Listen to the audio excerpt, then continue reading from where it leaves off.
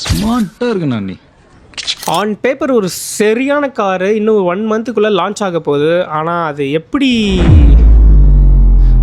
எப்படி ரெக்கமெண்ட் பண்ணுறதுன்னு தான் நான் சியரா ஈவியை பற்றி தாங்க பேசிகிட்டு இருக்கேன். ப்ரைஸு, ரேஞ்சு, வாரண்ட்டி இது எல்லாமே பார்த்தீங்கன்னா சூப்பராக இருக்கிற ஒரு காரு. டிசைன் கூட எனக்கு தெரிஞ்சு ஓரளவுக்கு பாசிட்டிவாகவே ரிசீவ் ஆகப்பட்ட ஒரு காரு. ப்ரைஸ் பார்த்தீங்கன்னா உங்களுக்கு அரௌண்ட் 15 to 26 lakhs வரைக்கும் வரலாமுங்க expected price. Battery pack Harrier ஈவியோடு வந்துட்டு ஷேர் பண்ணுது. ஸோ அதனால் அந்த ஆர்கிடெக்சரில் வந்ததுன்னா கண்டிப்பாக 65 to 75 kilowatt வரைக்குமே கூட பேட்ரி பேக் இருக்கலாம். இப்போ ஹேரியரை விட இது சின்ன கார் அப்படின்றதுனால உங்களுக்கு ரேஞ்சும் சூப்பராக வரும்.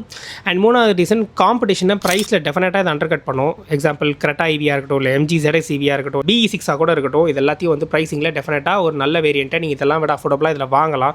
பட் ஆன் பேப்பர் இவ்வளோ சூப்பராக இருக்கிற ஒரு காரை ஈஸியாக ரெக்கமெண்ட் பண்ணலாமா அப்படின்னு கேட்டிங்கன்னா டவுட்ஃபுல் தாங்க. ஏன்னா டாடா கார்ஸை பற்றியும் அதோடைய ரிலையபிலிட்டி ஃபேக்டர்ஸ் பற்றியும் ஒரு ஆட்டோமோட்டிவ் ஜேர்னலிஸ்ட்டாக இல்லை, ஒரு காமன் மேனாக நம்ம யோசித்து பார்க்கும்போதே அதில் நிறைய டவுட்ஸ் இருக்குது. ஸோ எனக்கு தெரிஞ்சு டாட்டா இந்த மாதிரி wonderful on paper car launch பண்ணுறதுக்கு முன்னாடி அவங்களுடைய மிகப்பெரிய ப்ராப்ளமான ரிலையபிலிட்டியை கொஞ்சம் சரி பண்ணாங்கன்னா நல்லாயிருக்கும். டெஃபினட்டாக அது வந்து ஈஸியாக இருக்க போகிறதில்ல, பட் ஆனால் அவங்க ஒரு பெரிய லெவல் ஆக்ஷன் எடுக்கணும். இன்னொரு விஷயம் என்னென்னா லுக்ஸுமே பார்த்தீங்கன்னா எப்போவுமே அவங்களோட EV காருக்கு கொஞ்சம் டிஃப்ரெண்ட்டாக பண்ணுவாங்க. அண்ட் இது அவங்களுடைய 7th EVன்றதுனால ஓரளவுக்கு இன்ஜினியரிங் பெர்ஸ்பெக்டிவ்லையும் நல்லாயிருக்கும் அப்படின்னு தான் எக்ஸ்பெக்ட் பண்ணுறேன். என்னுடைய ஒரே ஆசை என்னென்னா இந்த வண்டியை ஒரு நல்ல ரிலையபிள் வண்டியாக அவங்க கொண்டு வரணும். ஏன்னா இதை கான்செப்ட் காராக காட்டி அவங்க EVயாக இப்போ லான்ச் பண்ணதுக்கு நடுவில் 7 வருஷம் எடுத்திருக்காங்க. ஸோ 7 years ஆஃப் இன்ஜினியரிங் அதில் நான் ஃபீல் பண்ணணும்னு ஆசைப்பட்றேன். ஸோ இந்த மாதிரி பல கார் சமாச்சாரங்களை தெரிஞ்சுக்கிறதுக்கு நீங்கள் நம்ம கால் கலாச்சாரத்தை ஒரு ஃபாலோ மட்டும் பண்ணிக்கோங்க.